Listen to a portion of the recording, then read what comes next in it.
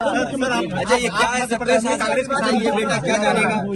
Sir परिवार में कितनी अच्छा ये बताइए, गाड़ी उठा ले गए, ये परिवार चाहता था कि हमें चाय पिला दे, हम इसके घर आए।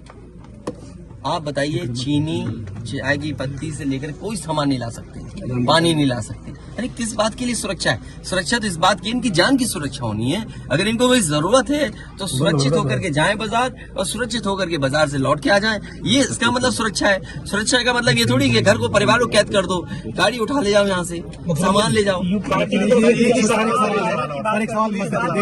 देखो मध्य प्रदेश का भी मत पूछो, मैं आपसे कह रहा हूँ नहीं कोई आर्थिक सहायता नहीं। ये परिवार अगर पढ़ेगा लिखेगा, जो पढ़ाई करना चाहेगा, जो मदद कहेगा मैं करूंगा। इस परिवार की हम मदद करेंगे और मैं सरकार से कहूंगा कि अगर वो सरकार मदद करती है तो दोनों परिवार की मदद करें। मेरी जिम्मेदारी ये है। देखिए मैं जानता हूँ यार नवीन भाई तो और ये बात आप भी जानते हो, और जब मैं पहुंचा हूँ तो मैंने वो बाइट भी सुनी है, एक चैनल के माध्यम से कुछ खबर आई, हालांकि मैं सिग्नल या उसके नेटवर्क ना आने की वजह से मैं नहीं सुन पाया। जो बात मुझे समझ में आई कि वो परिवार नहीं मिलना चाहता, ये उसकी भावना है और उसको उसकी बेटे की भावना नहीं हो सकता हो। कुछ ऐसे नेता हैं जो उसको समझा रहे होंगे कि तुम मत मिलना, तुम उनको नीचा दिखा दो, अपमानित कर दो। सवाल ये नहीं, हम किसी के भी दुख में शामिल होने आए हैं। इसीलिए मैंने कहा, आपने जब बुलडोजर से किसी की माँ और बेटी को जला दिया गया और बुलडोजर चल गया, आप उस परिवार के उस बेटे से मिलने नहीं गए। उस बेटे को इस सरकार ने ठंड में नंगा किया था। अरे हम तो कहते हैं उस बेटे से तुम क्यों नहीं गला मिलते हो जाकर के, क्यों नहीं मिलते जाके सरकार? यूपी में बीजेपी मैं आर्थिक सहायता इस परिवार की भी, और अगर वो परिवार कहेगा तो मैं उस परिवार की भी मदद करूंगा। सरकार की तरफ से ये कहा जा रहा है कि न्याय हो रहा है, मगर यहाँ साफ साफ दिख रहा है जातिवाद हो रहा है। इसको किस तरीके से देखते हैं? सबका विकास की बात, इसीलिए मैंने कहा, देखिए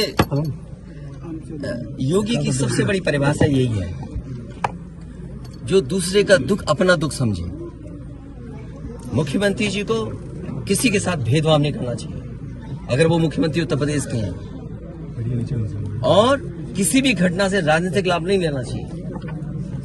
अगर इस सरकार ने न्याय दिया होता, न्याय पहले दिन से देना शुरू किया होता, तो शायद हम लोगों पे भी दबाव नहीं बनता कि हम आते हो घर परिवार के लोगों से मिलते आकर। सर कांग्रेस के लोग कह रहे हैं कि आप बीजेपी को फायदा पहुंचाना चाहते हैं मध्य प्रदेश। देखिए सुनिए, ये बात भी कांग्रेस के मुंह से अच्छी नहीं लगती। सर यूपी में बदला लेंगे उसका? नहीं बदला की बात मत करो।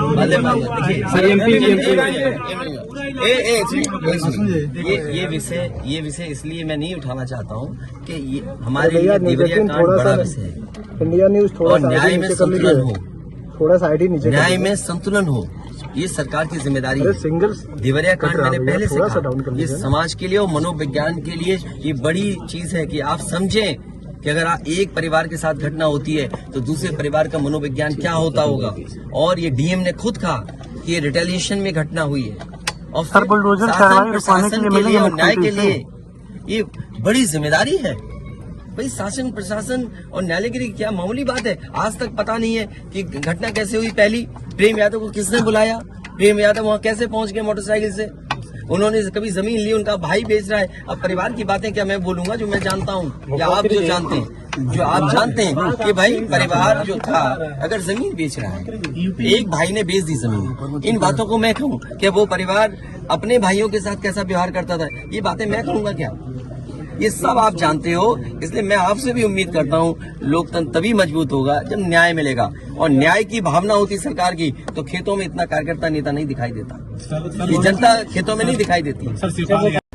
देखिए मैं डीएम के स्टेटमेंट को मैं मानता हूँ। डीएम ने जो बात कही कि रिटेलिएशन में वो घटना हुई, और उस समय किसके मन में, किसके दिमाग में क्या था, किस वजह से अंधकार छा गया, और फिर उस घटना की वजह से घटना हुई है।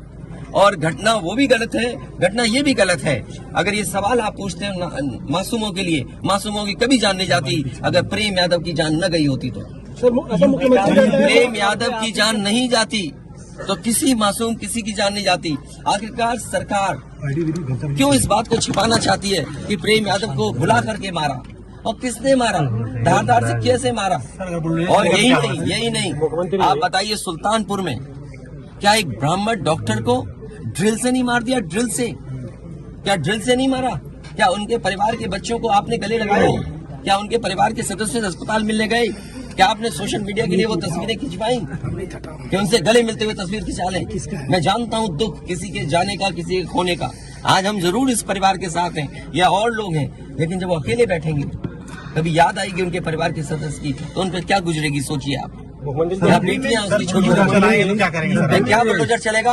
ये जनता रोक देगी बुलडोजर को। और सवाल ये नहीं है, सवाल ये नहीं है, सवाल ये नहीं है। एक मिनट रुक जाइए ना। सवाल भाई मैं बैठा हूँ। ये जो बुलडोजर चलाने की भाषा है, जो बुलडोजर चलाने की संस्कृति है, ये मत समझिए बुलडोजर में दिमाग नहीं होता है। अगर बुलडोजर न्याय देने लगा तो अगली सरकार भी यही करेगी। इसलिए मैं सोचता हूं कि अगर आप योगी हैं, योगी की परिभाषा यही है, दूसरे का दुख अपना दुख समझें। आप अपना गिराते हैं तो मुआवजा लेते हैं।